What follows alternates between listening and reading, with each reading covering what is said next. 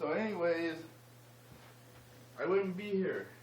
I wouldn't be talking to you guys and being able to share with you my life, if that hadn't happened. If my friend hadn't come into my life and drug me into church and actually at that point in my room when I was just sitting there,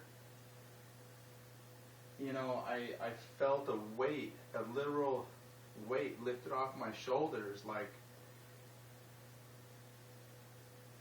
a physical weight. I just felt lighter. I felt amazing. I felt nothing but joy and peace, just overwhelmed.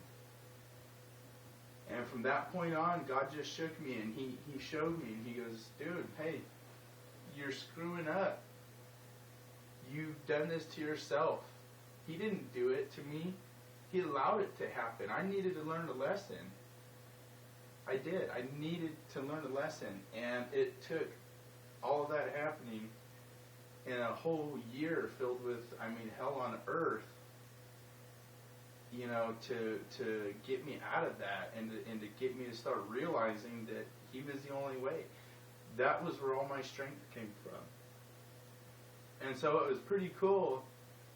It was 3 nights in a row. I encountered the Lord, in my room, and even just that in the house itself, and with my roommate and everything.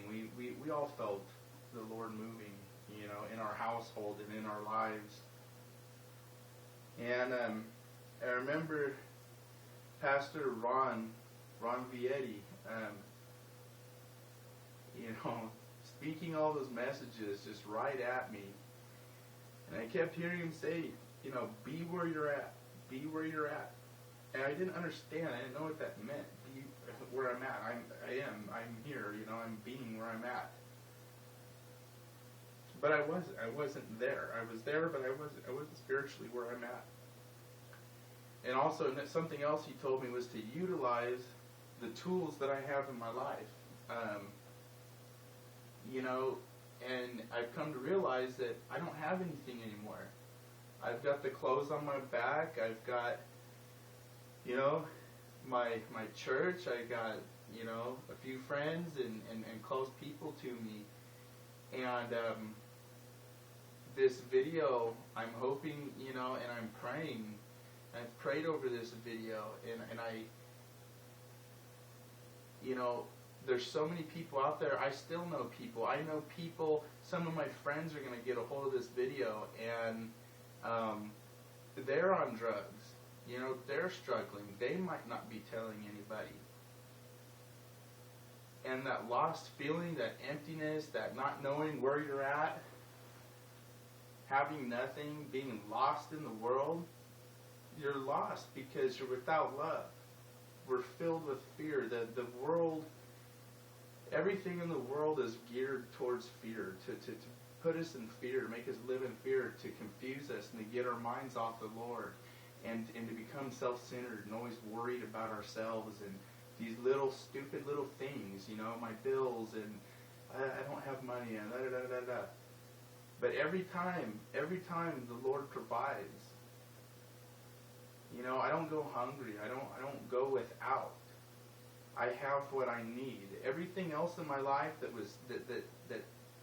left, that's gone, those were just material things. And I feel like the Lord let those things go out of my life because I was almost worshiping Him, because I wasn't worshiping Him. He wasn't in my life, so all I had was drugs, alcohol, women, and my motorcycle, my truck, or whatever. And really I was worshiping those things because all my attention was on those, and washing my truck and making sure it looked good, and and all that nonsense. It's good to take care of your stuff. It's nothing wrong with it. But when that's all your attention's on that, and you're being a 5 cents person, and you're not seeking the Lord's face at all, it's inevitable. We're all going to end up in the same place. Some people might get to that place faster than others. Some people might get there 10 years from now. Some people are on top of the world with everything right now. They have the greatest job and the greatest family, and they think, and all these cool things. But they don't realize what they really have. That's nothing. There's nothing. It's hollow shells. It's all hollow. It's all aluminum and metal and plastic and just crud, that we don't really need. And anyways, I'm thankful. I'm so thankful that Jesus died for us on that cross, that he was crucified. He didn't just die. People say, oh yeah, Jesus died for us. No, he didn't just die for us. He went through every physical pain, every illness, every depression, every lonely thought, anything you can think of, any pain or suffering. He endured it on that cross. And without that, we're lost. And I caught myself starting to get off track. I started looking into science things, the holy science and so on, and David Icke and all these people, because I was looking for more answers. But all the answers are right in front of us. The Lord gave us the Holy Spirit to guide us. That's our answers, and so is the Word, the Holy Bible. It's the living Word. And all the answers are there. And if you're being led by the Spirit, and if you're focusing on the Spirit, you're going to read through the lines. You're going to see in between. You're going to start understanding what means what. People don't read the Bible. It doesn't make any sense. I don't understand it. It's too hard, blah, blah, blah. Science is just as hard, if not harder. But it takes dedication, and people start to wonder, why don't I ever feel anything? Why am I still addicted? Why this? Why that? Well, you might have the desire or the want inside you for more. You know that there's more, but you have to take the step, and you have to get on your knees and literally give it to him. With everything, every inch of you, of your mind, your body, and your spirit. Not just your mind, not just a thought. A thought is not going to manifest itself in your life. You have to meet the Lord halfway, and then he'll take care of the rest for you. And then he's just going to hold you the whole time through. And so, I'm very thankful. I'm thankful for God. I'm thankful for the people in my life. I'm thankful for my friend Paul. Paul, man, you don't even know how much credit I give you, man, and how much you touch my life. It means the world to me, man, and all the people that have been in my life since then, at VBF and at Foursquare and Kern Christian and just my friends in general, have helped me tremendously. But if it wasn't for the Lord, I wouldn't have dropped it, any of it.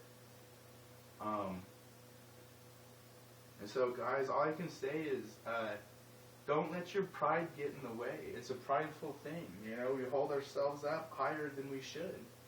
We're nothing special at all. We're equal. We're all equals. We're not special.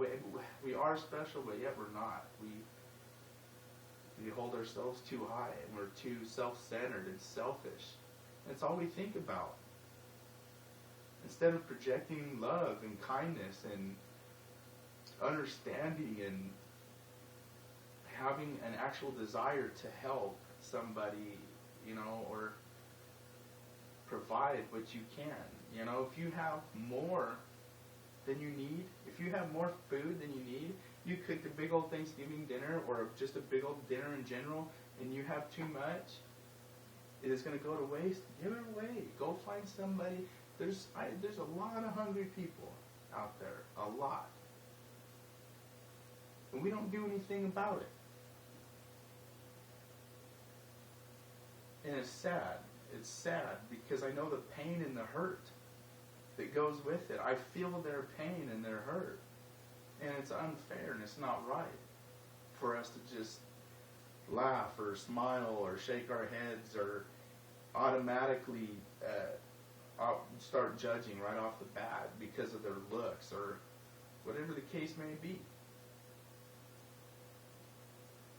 You know, I was fortunate when I was homeless. I didn't look homeless. I was fortunate enough to be able to grab a shower now and then. I had some clothes to wear.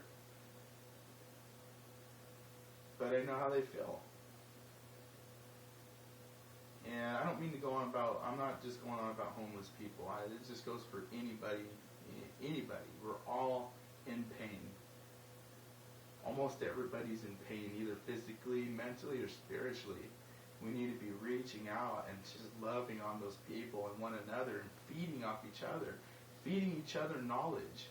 If I know something you don't know, you know, listen, take it in, apply it to your life. There's a lot of things that I don't know that all of you know that I want to hear back because I want to learn. I want to apply it to my life. I want to better myself.